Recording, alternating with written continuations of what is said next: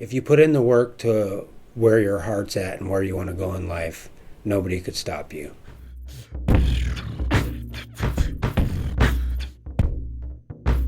Young and Indigenous Podcast is an outlet for people to know about Indigenous knowledge, storytelling, and history. Through our youthful journeys as Indigenous people, young people and elders share their experiences with us. Without them, we wouldn't be able to do this.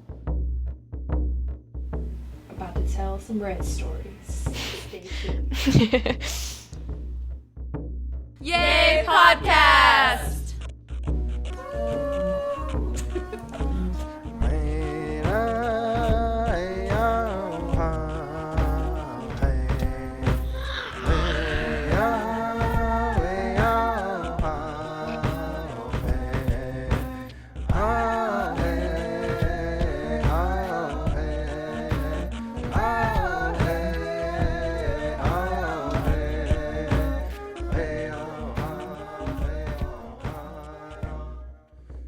To hear. Can you say young and Indigenous? Yeah. Can you say it? Young Young and and Indigenous? Dennis. We're just going to start out with just telling me who you are and where you're from. I'm Jason LaClair. My family given name is Sienum. I'm from the Lummi Nation and Nooksack tribes. Do you want to tell me a little bit about your story of how you got to where you are today? Yeah. So, I've been doing Northwest art for over 30 years. Out of those 30 years, I was in active addiction. And so,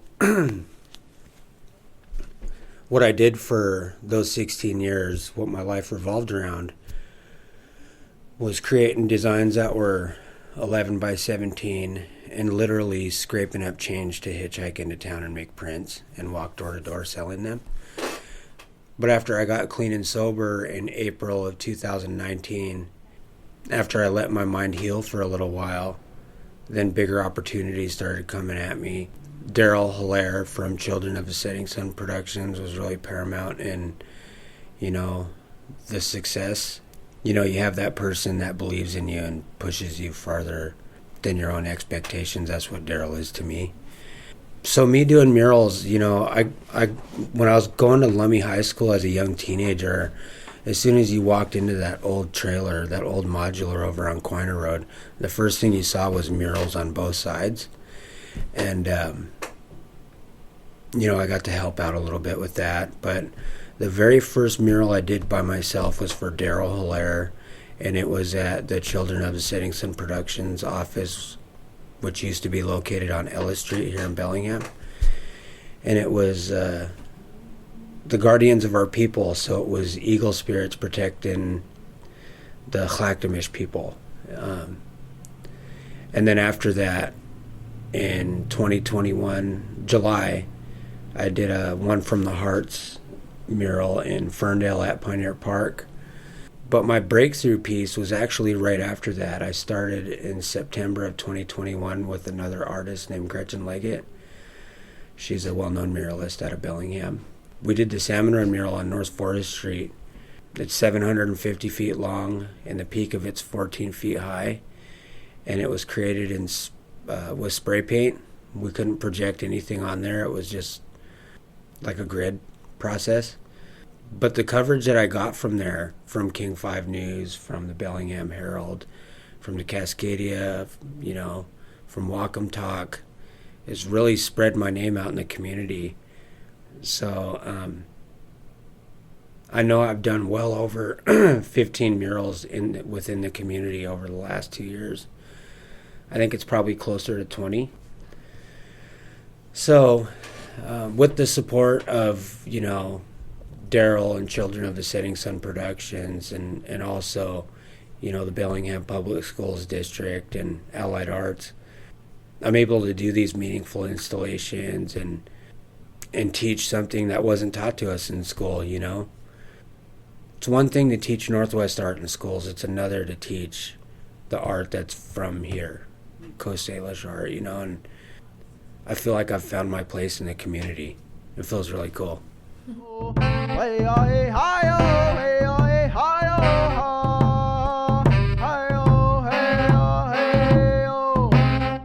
Kagi from the Lummi Nation asked me to finish his story poll, something that he started about 6 years ago. He got really sick during COVID in 2020, wasn't able to finish it, so he asked me if I would be willing to bring it across the finish line for him. So that's been a huge learning process. Yeah, it's amazing. But one thing I didn't bring up about how I got where I'm at is I never say no to things, and I'm not scared to talk to people. Even in my years of, being in addiction and stuff, I still had a really strong work ethic, and I still walk door to door selling prints and stuff. But being willing to challenge myself and not being scared of the outcome has been a huge part of my success lately too. It's just trusting that the Creator's not going to give me more than I can handle. That's really awesome. It's really cool to see where you got today. How does it make you feel to be able to do the things that you dreamed about doing, that you're doing now? It's pretty mind-blowing. And I say this because it reminds me to be grateful and thankful of where I'm at, but it's pretty mind-blowing, everything I've dreamed of in my life and then some. In my younger years, I thought about being a Coast Salish art teacher, and my dream when I was younger was just to do prints and circulate them through the Northwest and through the world. But now I have a different... It's just different. That's all I could really say is I'm amazed, I'm blown away, and surprises and blessings keep coming to me. And every time an opportunity comes towards me, I know that the Creator knows I'm ready for it. You know what I mean? If that makes any sense. Mm-hmm. It does get a little nerve-wracking sometimes, because my workload gets pretty crazy sometimes, but I have to remember first and foremost where I came from, and remember that I have so much to be grateful for, because it's one thing to be an artist, it's another to be, to be able to handle life as it comes at me. Always look at the cup half full and be grateful that so many people in the community trust me with honoring our Coast Salish ancestors by putting up a mural or teaching their kids. Yeah, it's pretty mind-blowing stuff. Yeah. That's really awesome.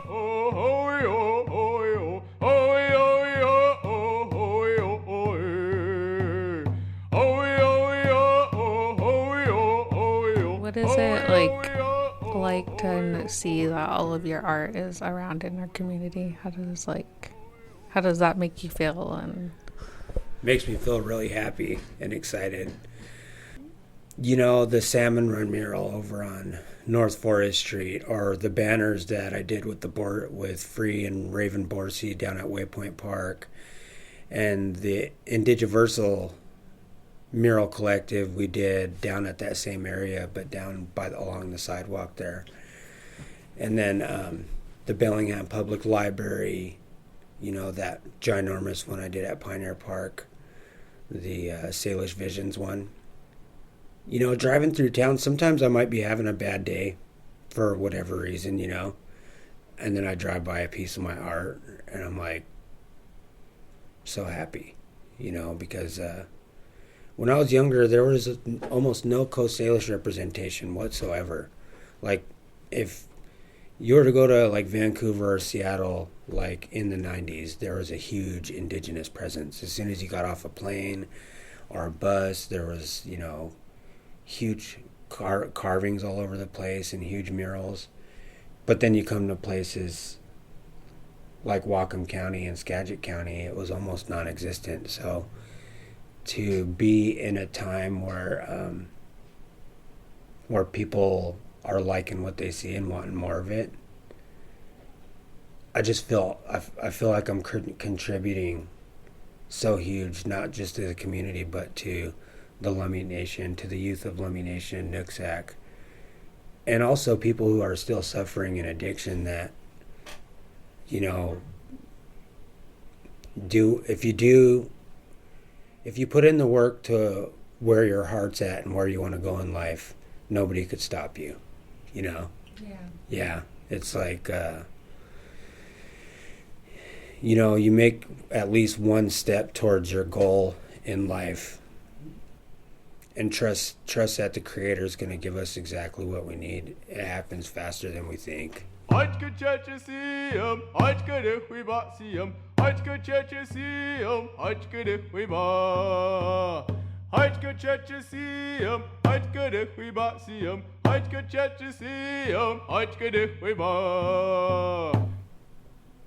cool to see where you are today and to think about, like, did you ever think, like, when you're in active addiction, would you be sitting in the spot that you are today? No, absolutely not.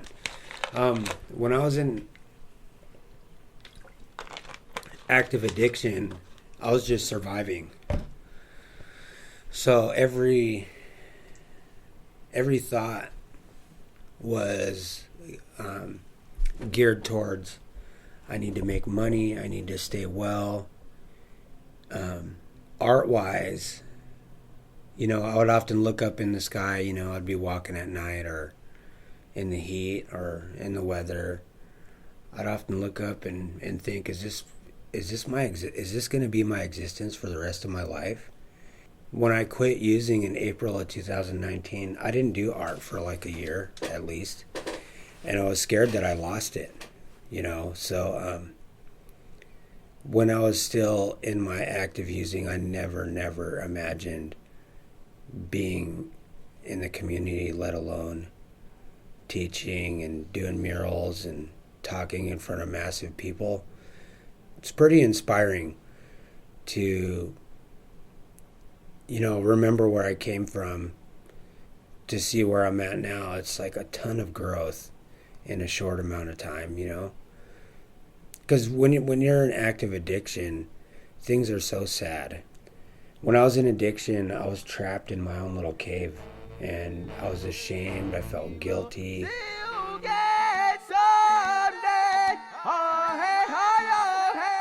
You know, because in our culture, we're not brought up to be like that, you know. And it's like, the longer you stay away from the people, the more and more it just sucks you in further and further, you know. But I'm really thankful that I had the power of, you know, our ancestors to pull me out of that way of life and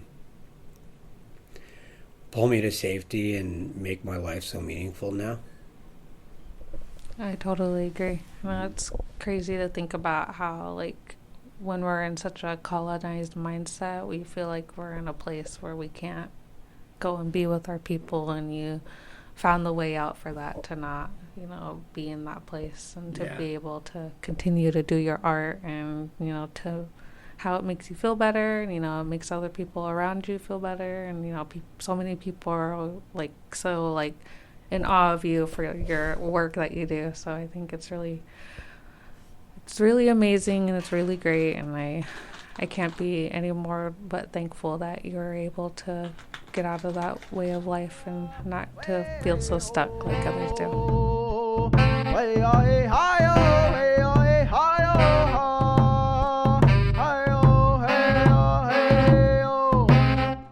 It's alright,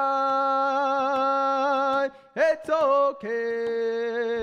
You know, you've seen me at my worst, you know, up on the family homestead there. And yeah, it's pretty cool to see you on the other side of things too, you know what I mean? To, you know, because oftentimes I would see our relatives like yourself who didn't engage in that negative lifestyle. I mean, you had to live with it, but you didn't, you know, jump into it yourself, you know what I mean? And I would often feel like, man, I don't want to be up here contributing to this, you know, because it's such sacred land that all those homes are located on, you know what I mean? Mm-hmm. But to be a part of the Children of the Setting Sun production, and to be a part of that big family, and to hear your guys' views on it's so meaningful to me. Oftentimes when I was in active addiction, you don't think anybody's really paying attention, but they are, big time. Hearing you and Free and Raven share your story about the struggles that you went through, being young, and seeing you in these positions where you're being empowered, and you speak your truths. That's such an awesome thing that kids get to look up to, you know what I mean? To have healthy role models and stuff. But to have that support from you guys throughout my art career, because I can remember Free buying prints off me. I was standing at the Mini Mart. It must have been about 6 months before I got clean and sober. It was like fall time. He sent me a message on Facebook or something. He's like, hey, the holidays are coming up. I don't have much money. And I was like, well, I've been standing in the rain here at the Mini Mart if you want to come see me, And so, being able to collaborate with him and also see the art that him and Raven create too is pretty awesome stuff, man. I mean, I've always been an artist since I was a little kid, but in American culture, or American, American, whatever, however you say it, we tend to doubt ourselves, like when you're in school, right? And, they ask you what you want to be when you grow up, right? Mm-hmm. And the first thing they say to you after you tell them is, okay, what if that doesn't work out? Yeah. Instead of saying, all right, that's awesome. Here's the steps you should take to get there. Mm-hmm. It's putting doubt in our minds from a young age, you know what I mean? But yeah, just to be in an elevated state from our people, from the spirit, and from the community here in Bellingham. It's so heartwarming. I'm so blessed and thankful to be where I'm at in life. And it is through a lot of hard work, but it's also a lot of trust and support from the community too that's getting me where I'm at. So I hope that other artists that are from Nooksack and Lummi or neighboring, nations, I hope we see a bigger presence of artists put their stuff out there, because it's not just about me. It's about, how can I share my story to help people, right? Yeah, so other communities like down in Skagit County, rural areas, artists can let their presence be known there too. Yeah, it's important. It's important in honoring where we're at, because we were made for this land, and you just imagine the amount of ancestors we have from the beginning of time. Like, we've been here. Yeah. It's mind-blowing to think about, you know what I mean? And so those are all the people that we're honoring, when we carry on like we are. It's also letting the younger generations know that you should be proud to be Clactamish or Coast Salish, Be proud that we have our Schlangen still, our way of life, Yeah. I totally agree. I remember, when I first started working here, I was like, I can't wait to see, all Indigenous arts that's going to surround this place. And, yeah. You started to do that, and I think it's really cool, because it's just, we go to other places, and it's just filled with, like you said, Indigenous presence, and to, I didn't really knew that we, been here, since time immemorial, until I got into college, and then I didn't, after I started learning from stuff from there, it really made sense to what Lummi Nation School was doing, or before my grandparents passed away, what they're trying to instill in us, because they're always trying to go get us to do things, or have us be in dance groups, or just my grandpa telling us stories, and it just didn't really impact my mind then, but then it just it all came to me after it made a lot of sense. So I was like, oh, this is why they want us to do these things and why it's so important, because we've been here, you know, for a really long time. You know, a lot of that was almost lost to the point where, you know, we were almost extinct, and it's just kind of like, it's really mind-blowing to think about that, and to think like we made it through the struggles and hard times and the traumas, and, you know, and we're still here today. And for us to be that inspiration and that impact for other people, I think it's really amazing, and I think it's really cool that we get to do those things.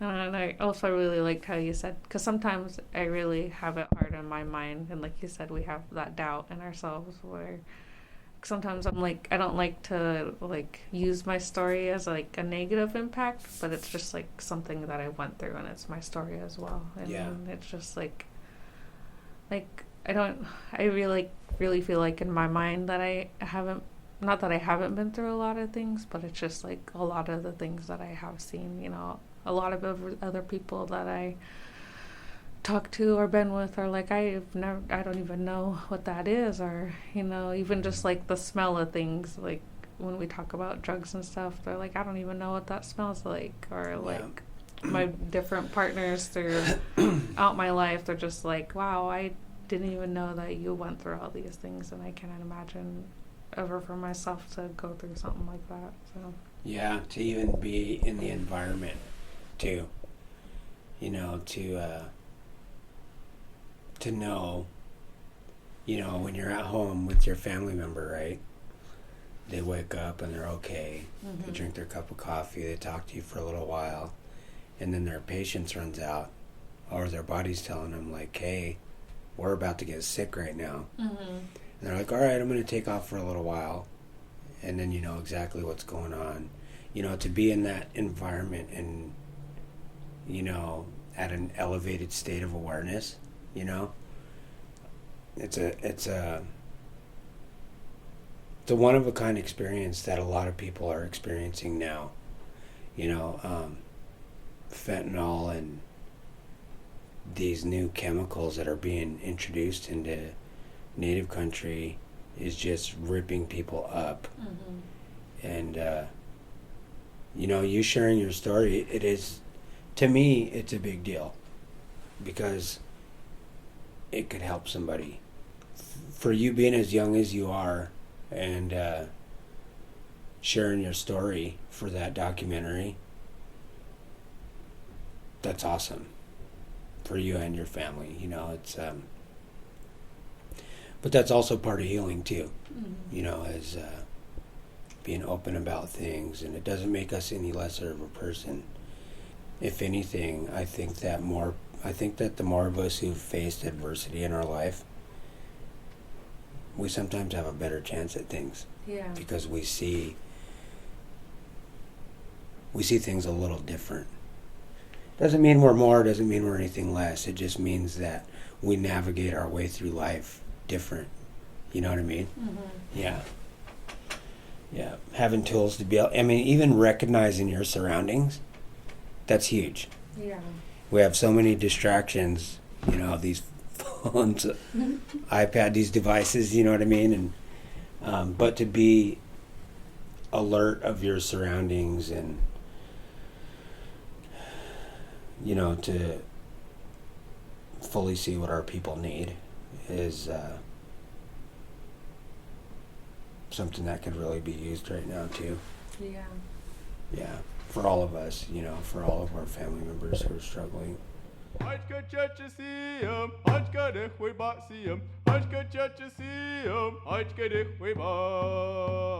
actually have a nephew I want to talk about real quick. So his name is Callan So. Mm-hmm. So his mother was my late sister,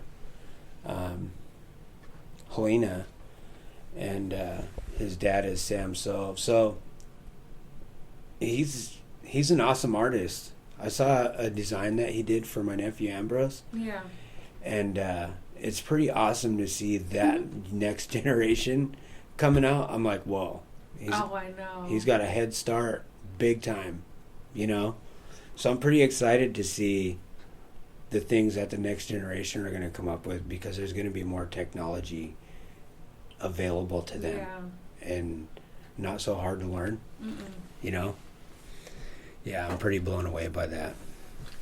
I totally agree. It's cool to, like, because, like, you know, as each generation comes, we're always impacted by the traumas from before. So to be able to see these next generations coming up, it's like, it's really cool because they get to fully thrive in our culture like we did before. And it's just like, we're doing the things that our ancestors wanted us to do. And it's like, it's really amazing to see all these younger ones come up and being able to get to do all those things and not be afraid of it, like, you know, our grandparents, our great-grandparents were, you know, because in their generation, you know, if they did anything that had to do with our culture, they could get shot on sight or, like, get beat up or whatever it was, but it just, like... Or be imprisoned. Yeah, being in prison for just being who you are, and it, like, that really, like, makes my mind blown, because I, like, when I read stuff or, like, do homework and stuff about, like,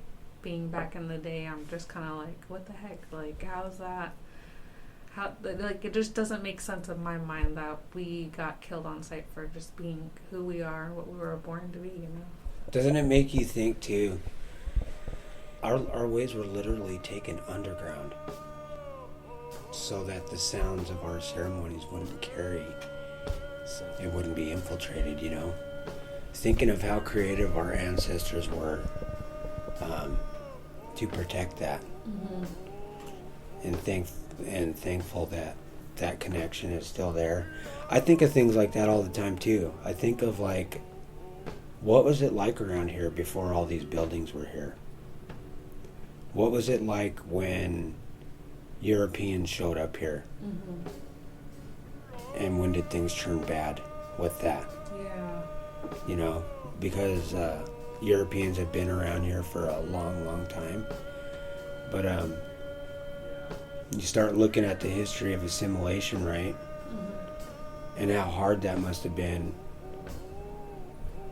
for some of our people who are around still to this day, to be yanked away from our people and completely assimilated to a point where there's no interest to learn the ways, because one, they're scared that feeling of anxiety is still there because of the things they had to face, you know what I mean? Yeah. I mean, like, just the idea of being incarcerated or being harassed for speaking your language or practicing your culture, you know, or getting ridiculed at school, you know, those are the kinds of things that they had to live with. And we live in a time now where our people are not in fear anymore to show that. And it's a pretty amazing thing to see, like the Canoe Family songs or the Black Hawk singers, you know what I mean? Practicing openly. It's like, wow. You know, to me personally, I never thought I would see that in my time. You know, so to see it now and to see our people singing loud and proud and kind of walking in the footprints of our ancestors, you know, it's pretty awesome. We're really fortunate to be in this time that we're living in a lot of ways. And, you know, prayers to any of our people who weren't brought up around our culture, who want to learn. Yeah. Prayers for them to be able to just go and just witness, you know, who we are, because it's so empowering, you know. I was just going to say that it's so powerful to be able to see these things in our lifetime right now, because it just, like, some people has ways of thinking that it's not okay still, but it's just like, well, these are what our ancestors did, you know, for us to be here. And I think it's really important that, you know, these children do get to do these things, even as, like, back then it was taught on the way to not be shown because we didn't want it being taken. But now we're in a place where we're not going to let that happen, and we're not going to let anybody come into our territories and be like, no, you can't do that. Like, no, we're going to do this fully and, thoroughly because we get to now. And, Yeah. our kids are going to get to do that now. Yeah. Yeah, it's pretty awesome. You say it again? Haishka. Hashka. Thank you. Thank you. Say it again. No, say it all. Oh, Haishka, thank you. Hashka. Thank you. Do you have, Good anything to job. say to younger people as an artist that would be inspiring to youth? Or Yeah, definitely.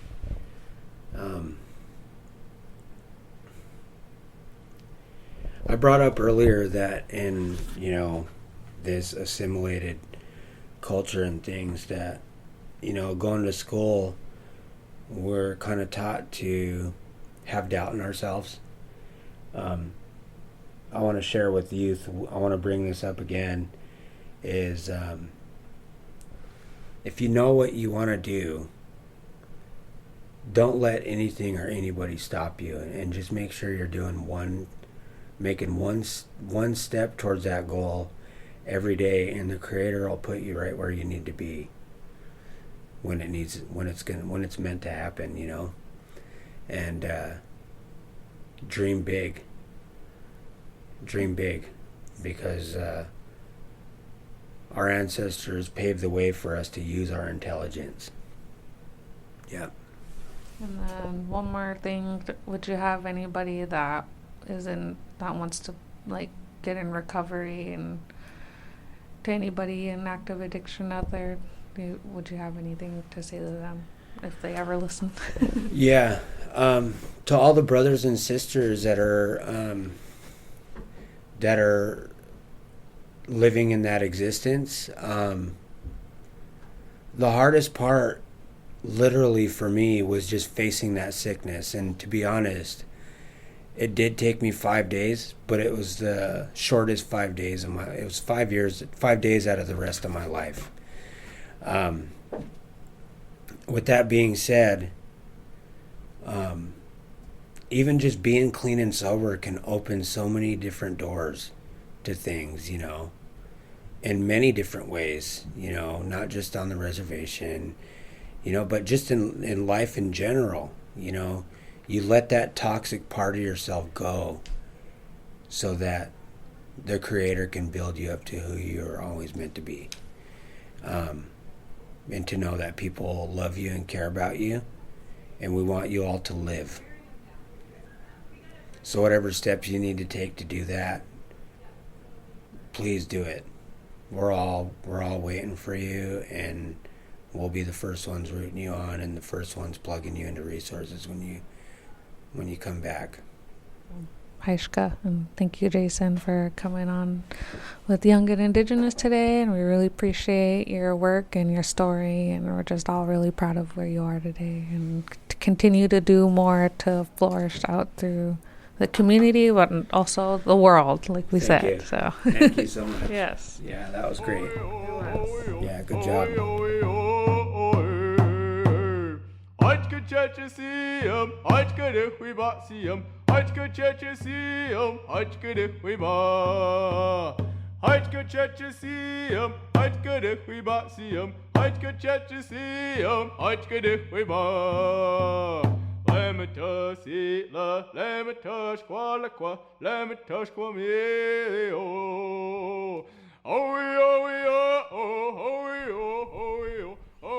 Haishka, and thank you, Jason LaClair, for joining us and sharing your story. Our hands go up to you. Music by Keith Jefferson and Mark Nichols. Haishka to our funders, the Lummi Community Foundation and the Discurin Foundation. Young and Indigenous is part of Children of the Setting Sun Productions.